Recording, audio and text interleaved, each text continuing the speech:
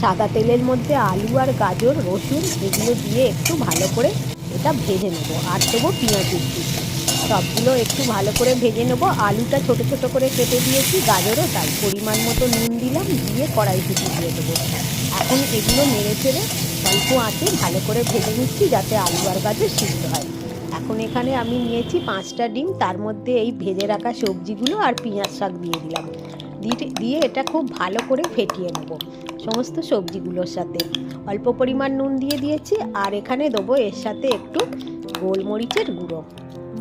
গোলমরিচের গুঁড়ো দিয়ে আবারও ভালো করে নেড়ে নিয়ে প্যানটার মধ্যে একটু তেল ব্রাশ করে নিতে হবে। তারপরে এর মধ্যে গুলে রাখা ডিম সবজির মিশ্রণটা একটু একটু করে দিয়ে দেবো। এবারে এটাতে ঢাকা চাপা দিয়ে দিতে হবে।